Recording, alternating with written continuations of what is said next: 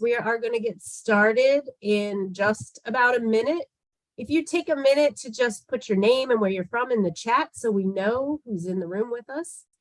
And I would like to know in what capacity you work with young people too. So if you could add that. Perfect. All right, well, it is 1 o'clock in Philadelphia, so let's get started. My name is Elizabeth Seary. I'm the Executive Director of Communications and Development at Foundations, Inc. Foundations is a national education nonprofit, and we're located in Mount Laurel, New Jersey. Our mission is to improve the quality of education by strengthening the skills of educators, and we work across the school day. We work with after-school programs, in classrooms, at the district level, and even at the state level to create a brighter future for every child every day. If you're interested in learning more about Foundations, you can take a minute and follow us on social media, check out our website. You might already know us from our signature professional learning experience, the Beyond School Hours Conference. Our conference is held annually in February, and in 2023, we are going to be back in Orlando, Florida at the Rosen Center Hotel from February 9th to the 12th, and we hope that you will all join us in sunny Orlando. So it will be a lot of fun. It's a lot of networking opportunities, a great way to share our best practices. So please consider it. The registration is open.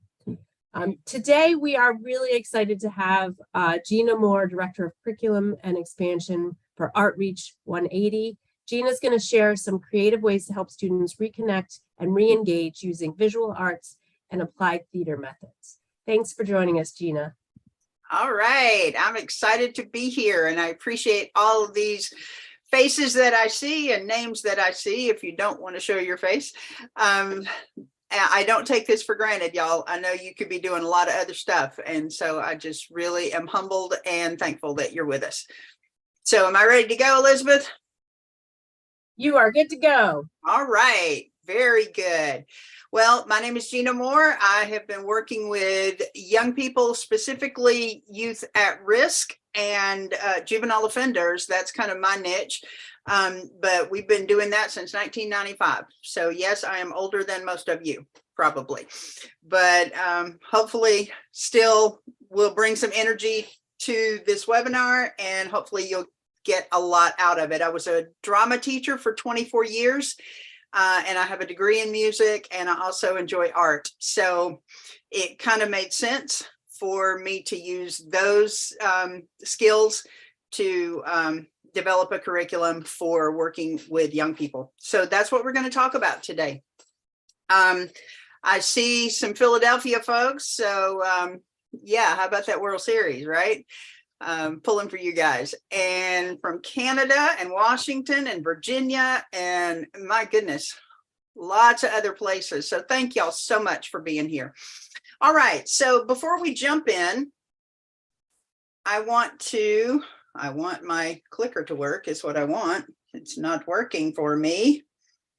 Oh my, y'all, here we go. Technology fails us already.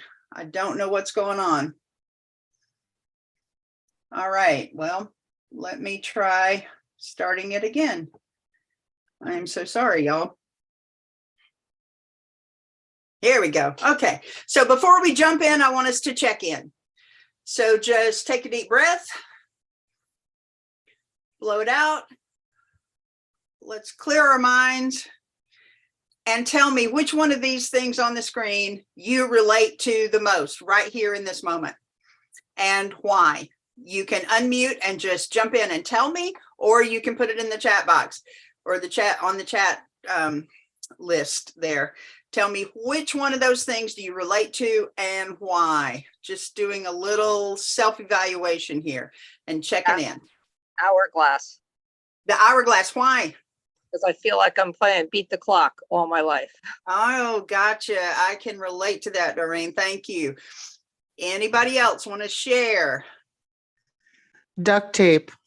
Oh, okay. Why, Mary Ellen? Because we're always trying to put the pieces together and keep them in one piece. I love it. Yes. Anybody else?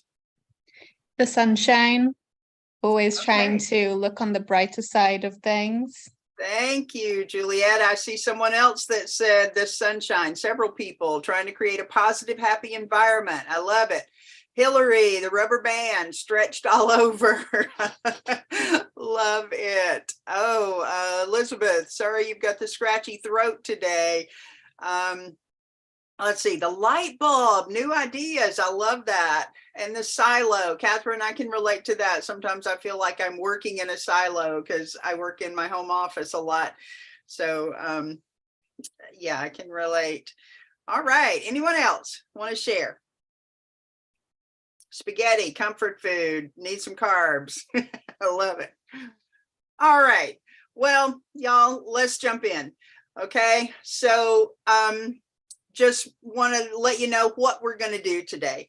The first thing we're going to do is just consider the ways that our kids are different. And let's be honest, we're different also since the pandemic. Also, we're going to connect to each other, hopefully, through applied theater and team building exercises. The next thing we're going to do is create some artwork. So if you have it available, 2 pieces of plain white paper, like just steal some out of your printer if you need to. Something with color, but it's not a deal breaker if you don't have color. But if you have some crayons, colored pencils, markers, or highlighters, that would be helpful for one of the activities. A plain old pencil or pen, and then a black Sharpie or marker, or a dark black pen that you can write, pretty boldly with. Okay, but like I said, it's not a deal breaker if you don't have those things. You'll still get the ideas. And then we're going to celebrate new ideas or new ways to challenge ourselves and to collaborate with each other. Okay, so y'all, I am a firm believer that laughter is the best medicine. So we're going to start with a riddle. So let me hear your ideas or see your ideas in the chat. What do our students have in common with Black Pepper Jack Doritos? Anybody? Anybody got an answer?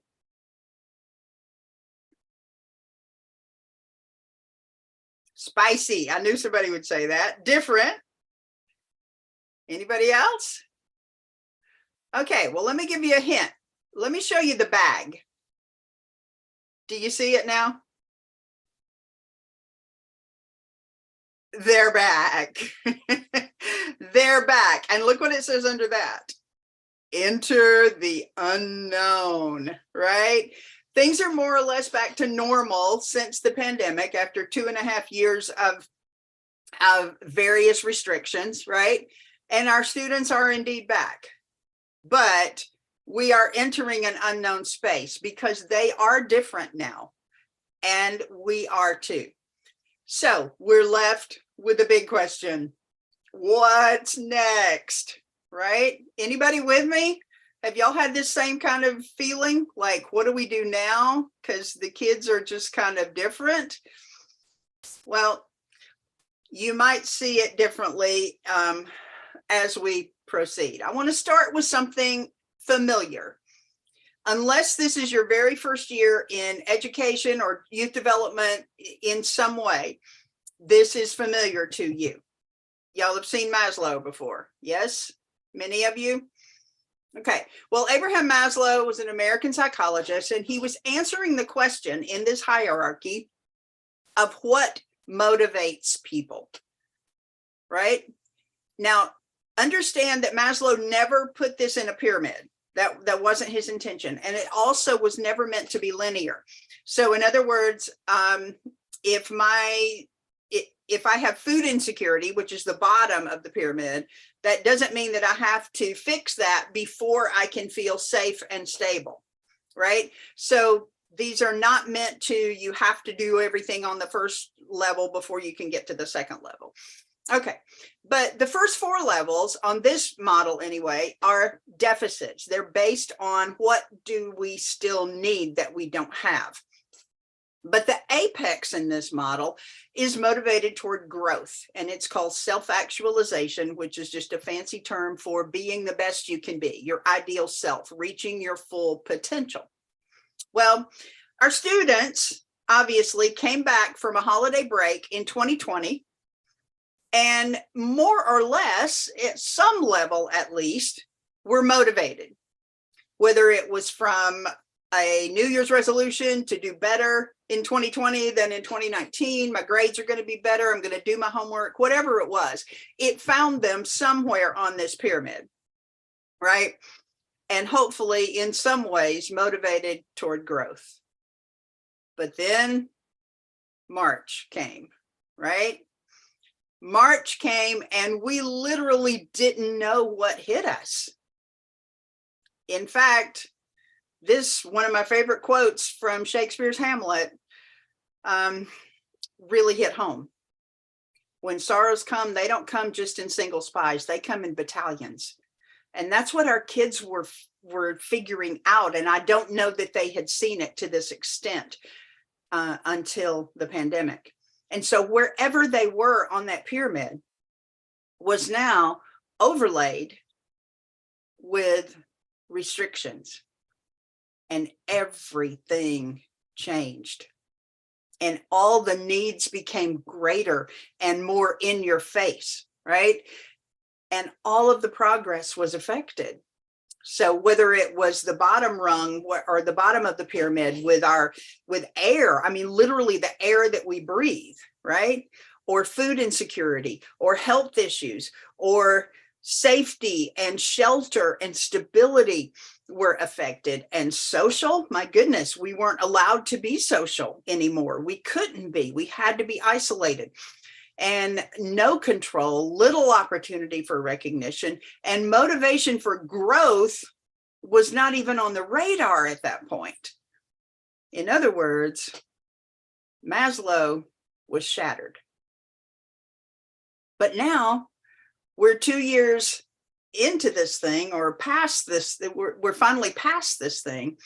And psychologists and clinicians, and dare I say educators, and those of us who work with kids are seeing and documenting these long-term effects. So these long-term effects are going to be there a long time. They're uncertain about the world. They don't know their place in the world anymore. Everything can change without warning. And I don't know that they really understood that until the pandemic hit. Their empathy is diminished because they have less of a sense of connection.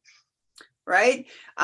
In fact, Michelle Borba, who wrote Unselfie, I highly recommend this book. She says that their empathy is 40% less and narcissism is 58% greater. Why?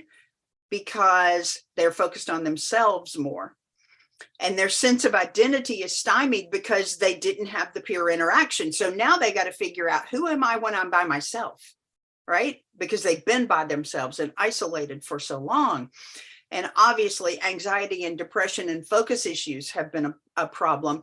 In fact, some clinicians are saying that this is a new type of PTSD, not what has happened, but what might happen. And then resilience is fragile, because resilience is learned from caretakers, and the caretakers, for the most part, had a hard time modeling resilience. In fact, there was some modeling of panic and stress modeled at home. Wow. So that begs the question then, where do we go from here? Now, Dr. King asked that question 55 years ago. That was the title of his last book. Does anybody know what the subtitle was? Anybody? Put it in the chat if you know. Where do we go from here? Dr. King's subtitle, even though that was a whole different issue and a whole different time, it's still relevant today. He asked, where do we go from here? Chaos or community? So, do we want chaos to prevail with our kids, or do we want to create a climate of community? I hope I know your answer. Do I know your answer? A climate of community, right? So, how do we do that? And I hope that's where I'm going to give you some ideas of how do we create that climate of community. Will you go down to your reaction button and raise your hand if you have seen this illustration before? Let me see who has seen this illustration.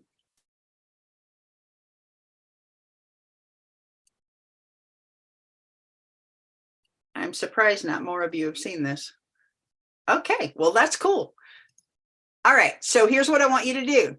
Just with your finger, okay, there are a few of you that have seen it. So with your finger, I want you to do what it asks you to do. Draw 4 straight lines and connect all 9 dots. Because this is going to answer the question, how do we do that? 4 straight lines and connect all the dots.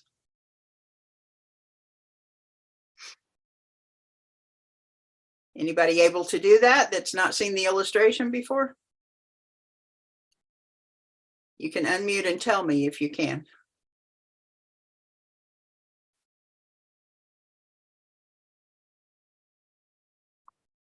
All right.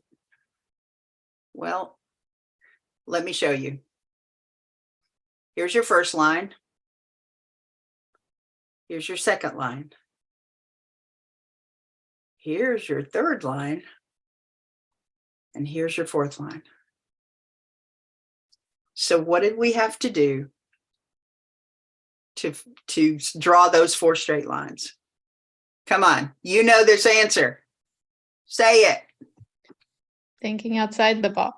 Thank you. We are thinking outside the box in order to find a way to re-engage our kids after the pandemic. We have to think outside the box.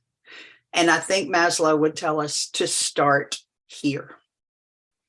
In the late 60s, Maslow added 3 new motivations toward growth up to his death in 1970. So this expansion included cognitive, aesthetic, and transcendence. You know, during COVID, even those of our students and ourselves with a growth mindset, we struggled, right? I mean, let's don't lie. Let's just face the fact. We struggled, even if we had a growth mindset. But if we were among those who have a fixed mindset already, we almost gave up most of the time.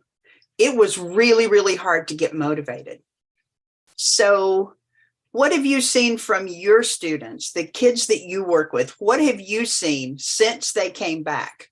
Have you found that they're more motivated to grow, or maybe not so much? Has their motivation waned a little bit?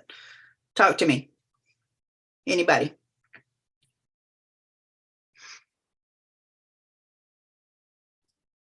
No motivation, not so much. Thank y'all for sharing. Yeah, that's kind of been my experience as well with the kids that I've dealt with. Depends on the campus, yeah, and the age group. That's a good point, Alicia. Thank you. No motivation. Yeah. So motivation has definitely waned, definitely less. Thank you for sharing. Okay, so let's talk about these 3 new ones. Oh, higher behaviors. Very good. Not certain of expectation. All right, great comments. Thank y'all for participating. Okay, so let's talk about these last 3. Okay, so cognitive, obviously, the more we know, the more we understand, the more we can predict outcomes. And that's very important, predicting the outcomes, because as I said, we're feeling really insecure right now because we don't know what's going to happen. So the more we can predict, the more we feel like we're in control. However, I don't want you to dismiss this one. Curiosity. I believe that curiosity is kind of the key right now to motivating students. A few years ago at a conference, I heard Dr. Manny Scott speak. He wasn't a PhD at the time. He's got a very interesting story. He was one of the young people in California whose story was modeled or was used as to develop the actors or the characters in the movie Freedom Riders. And he was talking about how that teacher had just kept pushing him and pushing him and pushing him. But he said she really modeled a philosophy that he has now adopted. And he said, you know, you've heard the saying that you can lead a horse to water, but you can't make him drink. And he said that is entirely true. But what we can do is make the horse thirsty. So we can lead the horse to water. We can't make it drink, but we can make it thirsty. So that's where curiosity comes from. We help get them curious. And I think that's one way that we can motivate kids toward cognitive growth. Aesthetic, helping them appreciate and search for beauty. You know, science tells us that people who seek beauty in the mundane, everyday things of life are more likely to maintain a higher level of happiness and deeper relationships. And certainly, don't we want that for our kids? We want them to maintain a joyful and glowing outlook, like all of you sunshine people, right? Trying to create a positive atmosphere. And we want them to have deep relationships with pro-social peers, obviously. But if we can help them to see the beauty in the world, that there is still some beauty in the world, they are likely to feel that. And then, of course, the transcendence. I mentioned earlier that kids were focused on themselves a lot more than they ever have been before. Transcendence is just values that go beyond yourself, just looking outside yourself. Maslow's philosophy was that for a person to change, he's got to change his awareness of himself. Realize how small I am in comparison to the big picture, the whole of humanity. I've said it like this for years. We are trying to teach kids not what's in it for me, but what's in me for it. Okay. So bottom line is, we want to create a climate of community, belonging, respect, recognition, curiosity, wonder, balance, beauty, growth, potential, connection, and empathy. Are you ready for that? Whew. Yeah, that's a lot, right? It's a tall order. But remember, guys, a goal is not a destination. A goal is a direction. And I believe with intentional activities that even 5 minutes a day on a repeated basis, that we will be able to create this kind of community. So now's the time that you participate. Okay. So we've got, I think we're going to have time here. So each one of these exercises, we're going to spend from 5 to 7 minutes on. So we don't have a whole lot of time, but it will give you enough to be able to do it yourself or to facilitate these activities. Okay. So here we go. The first one is called conducted story. Now, when we first introduce this, we have the kids sit in a semicircle, and one of the adults is the facilitator, and the facilitator will cue in somebody and then clap or point to that person and then cue somebody else in to pick up the story, even mid-sentence sometimes. Okay. And so we're going to try to do that right now. So you're going to have to unmute yourselves if you want to participate. I would prefer not to conduct you, but for you to give and take when you feel like you have something to beneficial to put into the story. Just pick it up where the last person left off. Okay.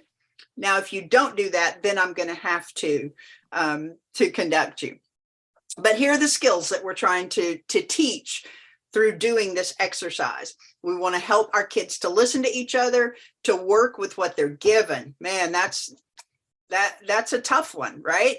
Because if we had been able to work with what we were given during COVID, then nobody would have had any stress, right? But everybody needed that lesson, work with what we're given, because sometimes we're not given things that we want, and learning to work with that is difficult.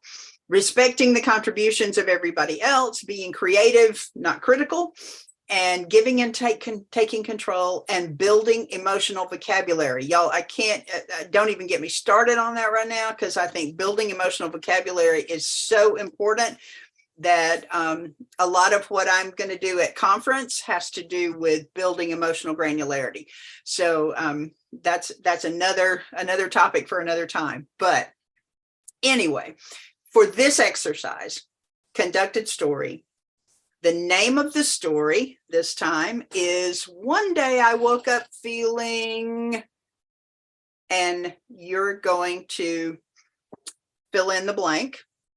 And we're going to avoid using sad, mad, and happy, because those three adjectives are basically where our kids go. I'm sad, I'm mad, or I'm glad, So we're going to go beyond sad, mad, and glad.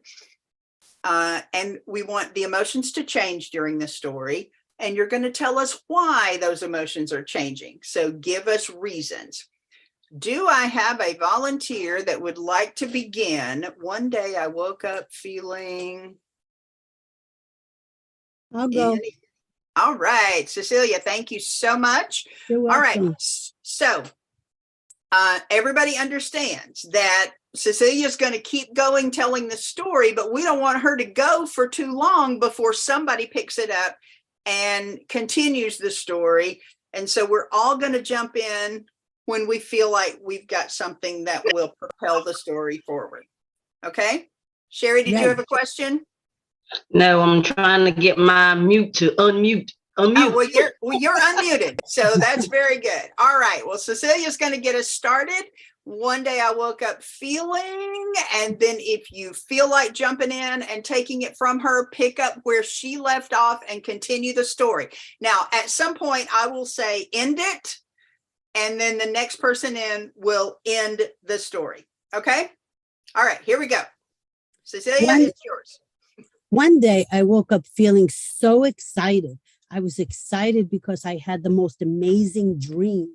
I was at an amusement park with all my best friends, and we were having such an exciting time until we got to this ride where some of us wanted to go on and some of us were a little bit afraid to go on. All right, somebody pick it up. Somebody pick it up. And I was really sad because I was afraid to go on the ride, but I didn't want my friends to know how sad I was. And so then I started getting mad.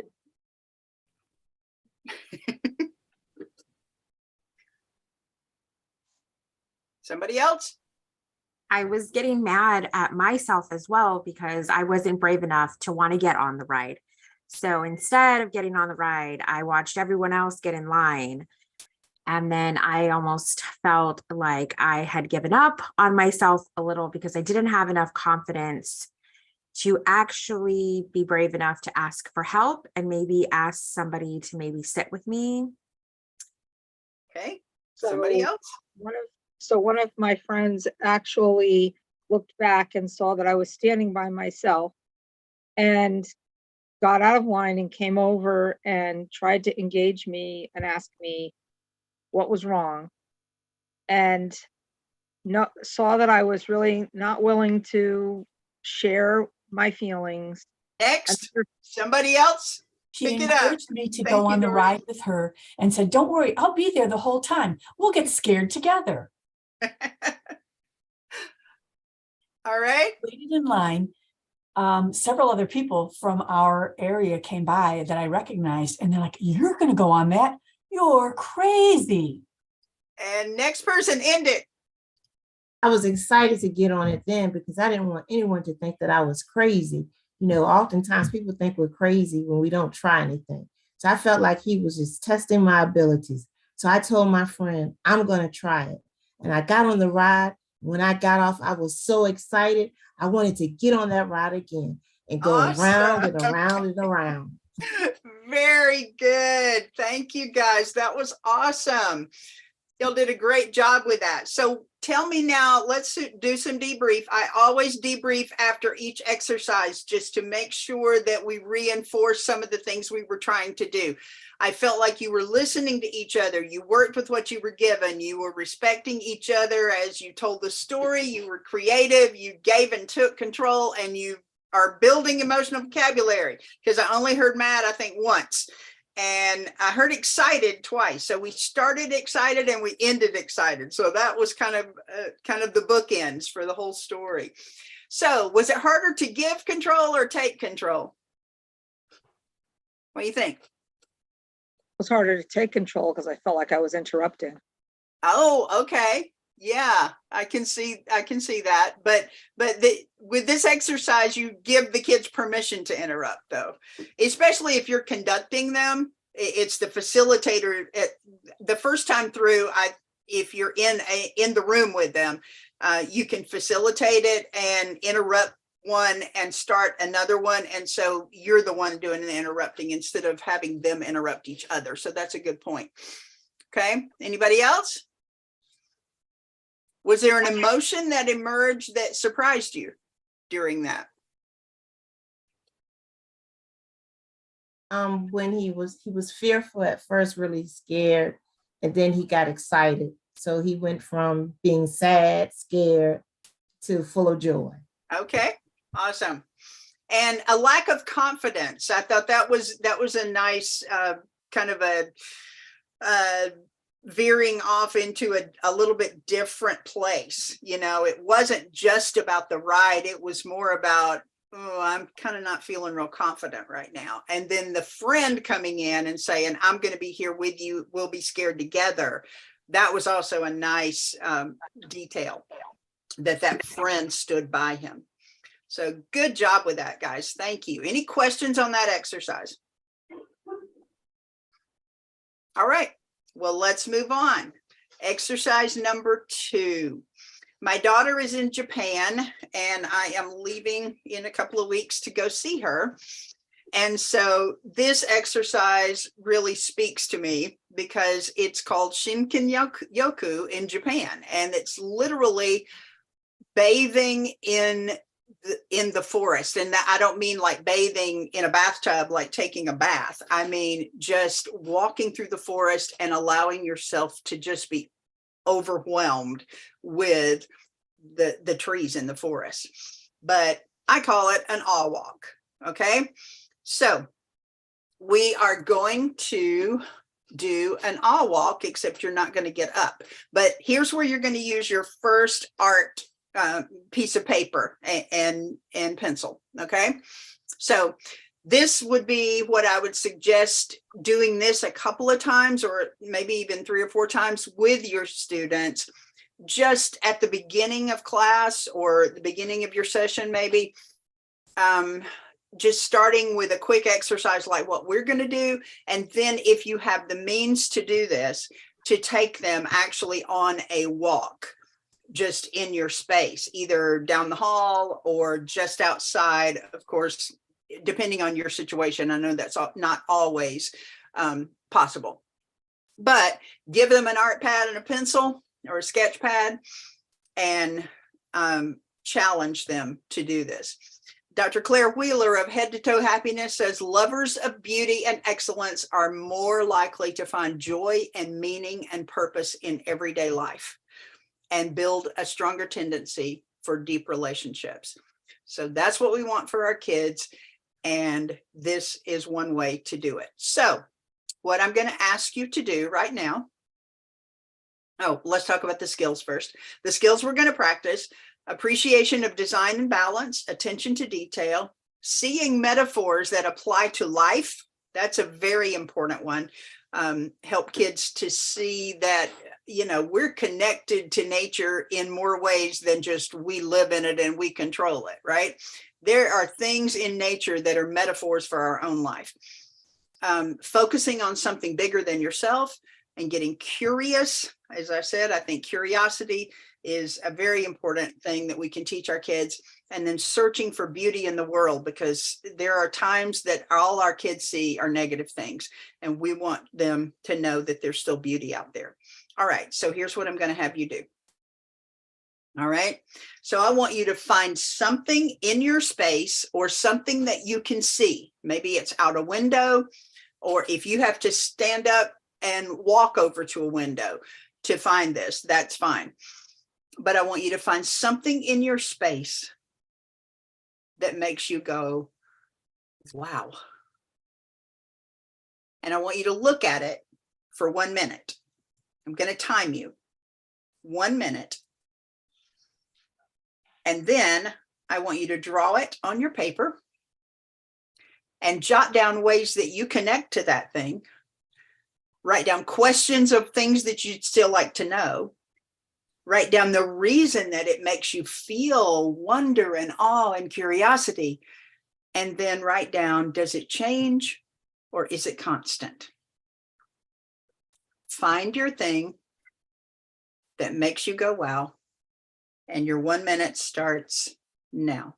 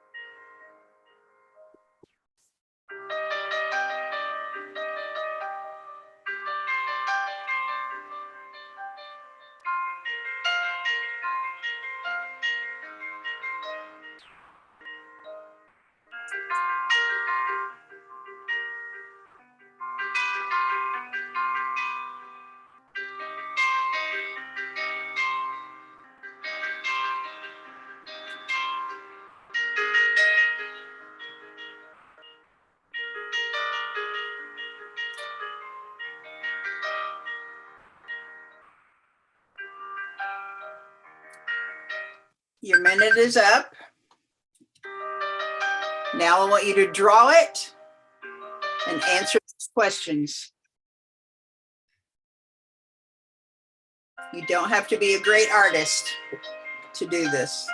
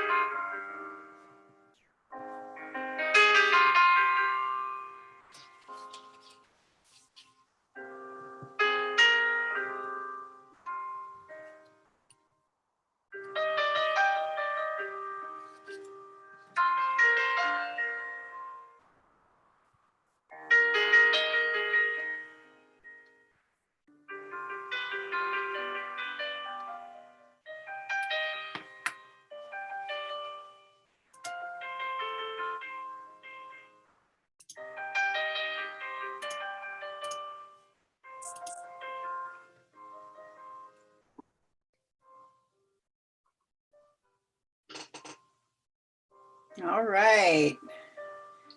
Now you would probably give your students longer to do that if they were busy actually doing it, right? But then don't forget the debrief. Don't forget that. Does anybody want to share what you were awed by and some of the things that you still want to know, or any metaphors that you might have realized? Anybody?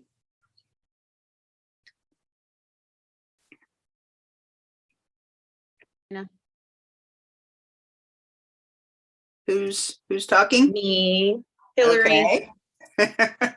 All right. You want to show us? My stick figure.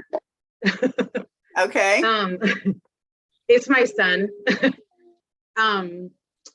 He's in the other room next to me working on schoolwork. And that's, to be honest, a struggle, sometimes more than other days. So the fact that he's sitting over there, mind you, not bothering me while I'm doing this. And I just put that he awes me because he's my son, and that he's a gift from God, and that he's, I I connect to him obviously because he is my son. I question what he will become, and that am I doing it right as a mom? And I'm awed by him because he's so strong and smart even at 5. All right. Thank you for sharing. Anybody else? I'll go. Okay. Okay, so I was looking out the window in my office, which I do often because it's beautiful out there, and I'm seeing the tops of the trees. They're just so beautiful, and I love this time of the year. It's not always my favorite time, but it's one I love all the seasons anyway. But it is a really nice time of the year because it's so, everything's changing. So I drew a little picture of a tree with some leaves on it and some leaves on the ground because our parking lot is full of leaves. I love the colors. And there's so many of them right now. Even on one tree has like a whole bunch of colors. And my question, and I connect to it because I love color. I went to art school. I'm an art major. I love art. So that's important to me. So I love all the colors. And my question is, how come some trees have so many different colors while other trees maybe still are green or only have a few colors or just turn brown? And like, that's just kind of, I mean, I'm sure there's some scientific reason, but I'm not scientific. So that's, I don't think about that. Right. And it awes me because it's just so beautiful. And the right. transition of trees. And does it change or is it constant? No, it changes every season, every tree. So nice. That's me. And Cecilia, tell me where you are. I'm in Rahway, New Jersey. Oh, New Jersey. Okay. Awesome. Very good. Thank you. Anybody else? Got time for maybe one more. Same thing going on. I'm inside my office upstairs. I'm looking out the window, so I'm kind of playing follow the leader. So I see this bird. I think you can. Oh, nice. Sitting Yeah. on the bush outside, and I wrote bird sitting on the bush, fly. It can be free and flying away. Very beautiful and peaceful right now. It's very still. At any given time, it has the obligation to fly away and be free, and that will be the change. And I love being outside and in nature. And I'm in North Carolina. And what color was the bird? I can't exactly see too much of it, but I see a little bit of white, like a light, look like yellow, and then it's mixed with something else. Oh, nice. It's a little far away. Yeah, very good. Thank you. Mine was a cloud. There was just a cloud right outside my window if I look up. And my metaphor for life is that cloud is temporary. It's going to change, just like I'm temporary and I'm going to change, right? Throughout my life, I change. And my question was, where does it go when it's not there?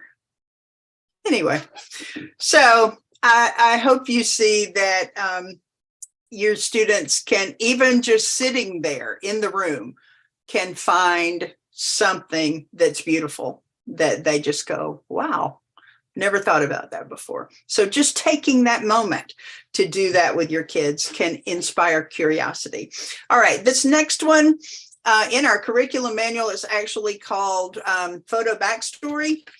But for our exercise right here, I called it Emotion Unspoken. And our skills are look for emotional cues in the photo, because what I'm going to do is show you a photo. And I want you to look for the cues in the photo, the physical cues, as to what that person might be feeling. Then I want you to take the role of another. Konstantin Stanislavski, if you're a theater person, you know that name. Stanislavski is known as the father of method acting, Russian theater practitioner many years ago. But he called it the magic if. What would I be feeling if I were in that position?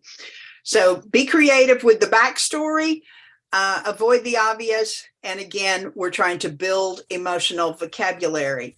So first photo. What might be this backstory? What are they feeling? And magic if, see yourself there. Anybody got anything to contribute? How do you interpret this photo?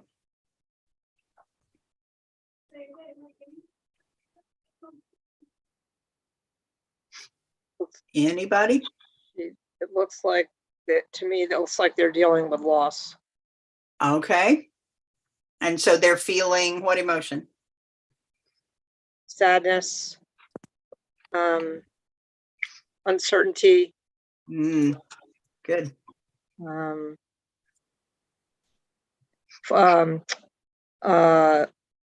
What's the word I'm looking for? Grief. Grief. The fathers that are trying to find a way to console the daughter.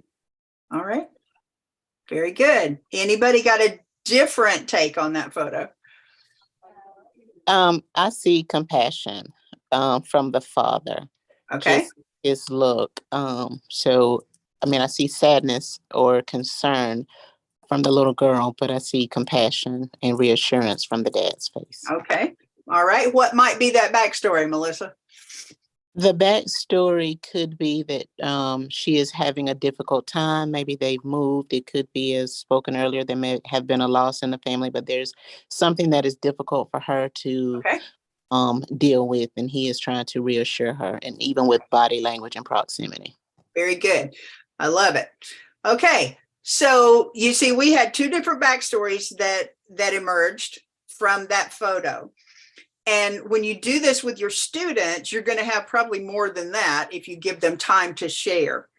I mean, I've got 6 total photos here, you know, and we don't need to do all of these in order for me to let you figure out how this works. But each time you're trying to encourage the kids to see themselves there in one of those positions and know the backstory and what are they feeling. And this is an effort to get them to understand that all of us go through things and that we can empathize with each other if we can get out of our own self, right? If we can see beyond ourselves. So in this book, Unselfies, that I mentioned earlier, or no, it's not that one. It's Feldman Barrett. I can't think of her first name. Lisa, I've got the book right behind me. Lisa Feldman Barrett. She talks about emotions and how even our emotions are predictions based on what our experience is. And so you may look at this photo right here, and your backstory for that photo may be completely different than somebody else's, because the emotions that photo makes you feel are based on what you have experienced, right? Or this one. I mean, the obvious is that these two are fighting, that they're in a relationship and they're breaking up, but there's all kinds of other things that could be. And that's going to be determined by you personally. Your response to that is going to be determined by your past experience. So when you do this with your students, you're going to do the photos a few times and let them talk about it, as we did with that first one. But then what we do with the photo backstory exercise is we have them break into groups, depending on how many people are in the picture. And we have them determine what is the backstory. And then they rehearse that and they bring it to the stage and they actually perform it. They role play as those characters the moments before that photo was taken. Because, you know, that Kodak moment is often misleading. And so the moment that's captured in the photo doesn't tell the whole story. And so they go back and build the backstory and share that by role play. Okay, so that helps them then to really feel the empathy. Okay, so moving on. Any questions about that one? I know we didn't spend a whole lot of time with that because we're running out of time. Okay, moving on. This is an art exercise called Two Hands. They tell me that one of the characteristics of a self-actualized individual is that they embrace the unknown. They step out of their comfort zone into something new. They take a risk. So this gives them time to really think about that and put it in an art form, to really reveal for themselves. Sometimes their self-awareness is not such that they could actually articulate that, but when they start putting it on paper in an art piece, they become more self-aware of that. They also, it forces them to evaluate the influences in their lives and calculate the risk of letting go versus holding on. Plan to step into growth or step backwards into safety. So here's what I want you to do. On your second piece of paper with one of your pencils. And like I said, if you don't have the colors, that's fine. But this just gives you an idea of how to facilitate this. So you're going to trace both of your open hands on the paper. Now, this student obviously did it with them facing each other. We've had students do it this way so that they're out like that. We've also had them do it, I can't, like this. I can't make them do that, but you know, so you trace both your hands on the paper. And then after you do that, you're going to brainstorm things. Okay, here's my list of things that behaviors, thoughts, or things or situations or even people that might be holding me back or not, or even taking me backwards. And then on my other list is those things that are helping me grow. And then you would ask them to divide the paper with a line between the two hands. And it can be straight, curved, zigzag, it doesn't matter, but just divide that into the two halves of the paper and then color the background. For one, representing the things that probably need to let go of, and the other one, things that are helping me grow that I want to build on. And then detail it and use Sharpies to write those things on the hands. So I'm going to give you just a couple of minutes to do this. I don't think you're going to have time to finish it, but we are going to give it a shot. So go ahead and write and draw your hands and start this process for 2 minutes.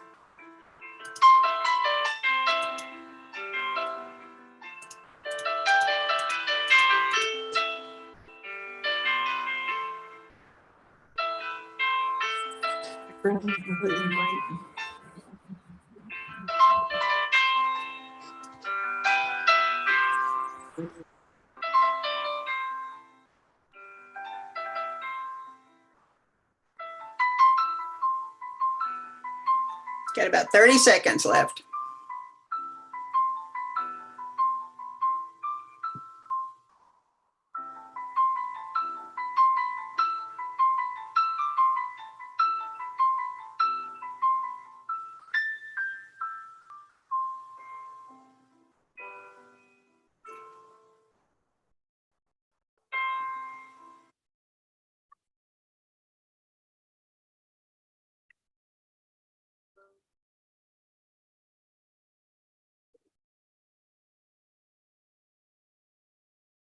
All right.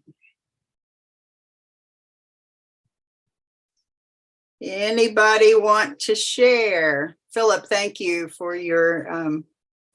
your message, and you are exactly right. So everybody read Philip's comment, because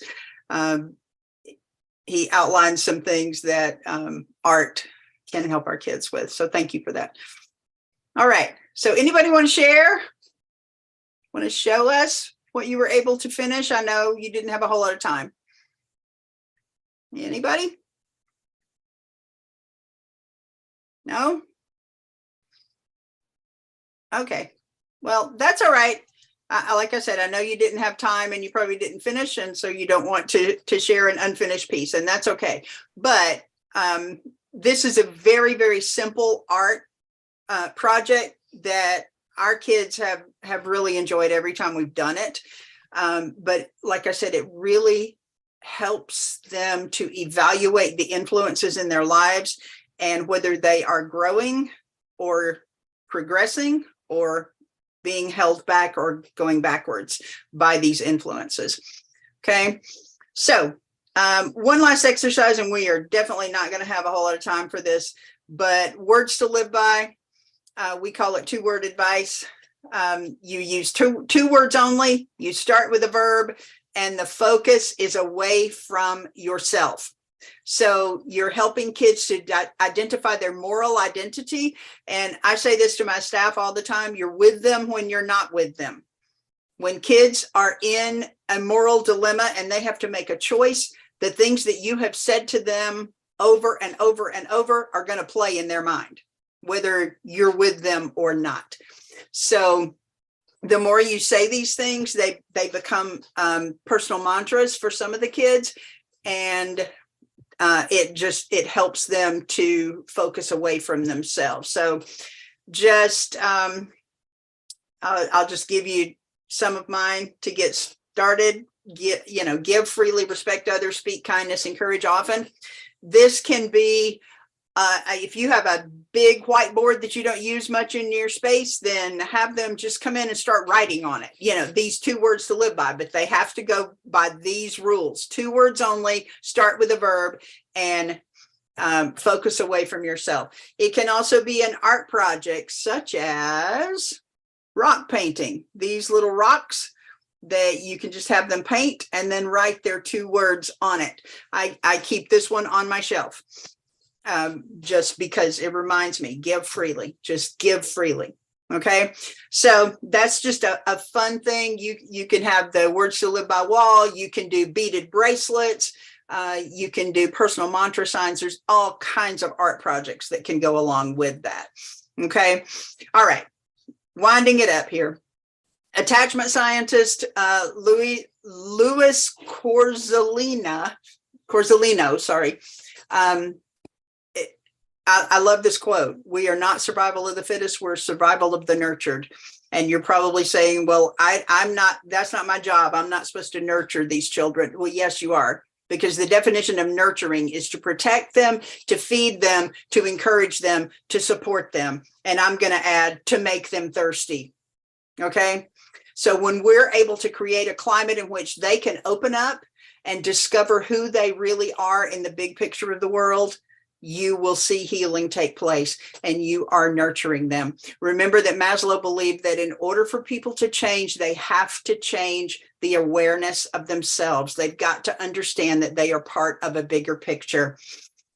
Carl Rogers, psychologist Carl Rogers, his daughter Natalie has a book called Creative Connection, and this is from that. Like the unfolding of a lotus blossom on a summer day, a warm, accepting environment will reveal the inner essence.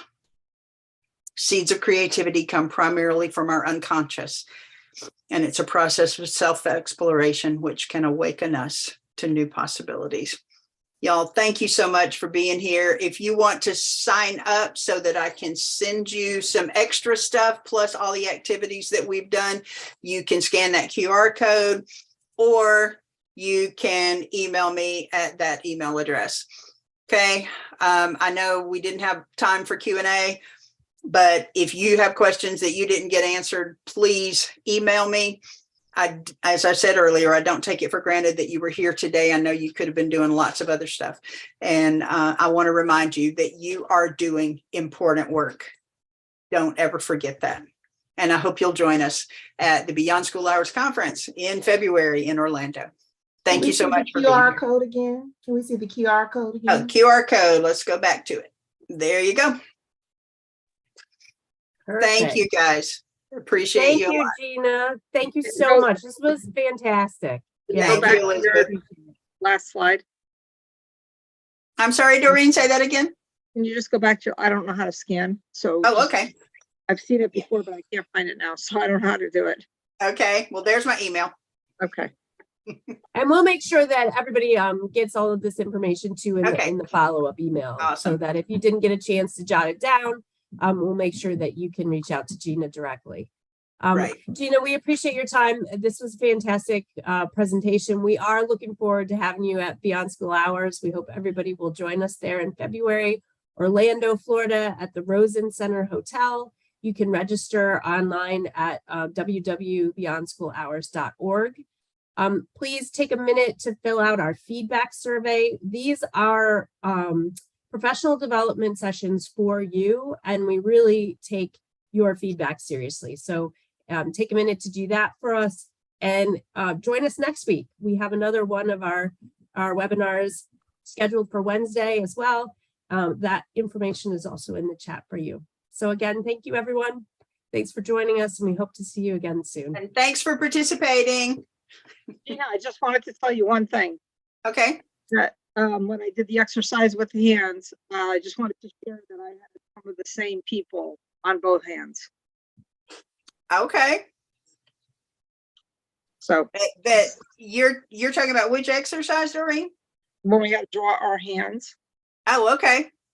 Oh, wow. That's interesting. Yeah, I'd like to I thought- hear more. Email me about that. I'd love to hear Well, more. I just wanted to bring that up because I thought that it would be interesting for others to realize that if they haven't already, that could happen. And, Mhm. you know, it's okay if the students felt the same way. You're exactly right. Yeah. Yeah, that's a great point. Great point. Thank you. You're welcome. Awesome. Thanks again.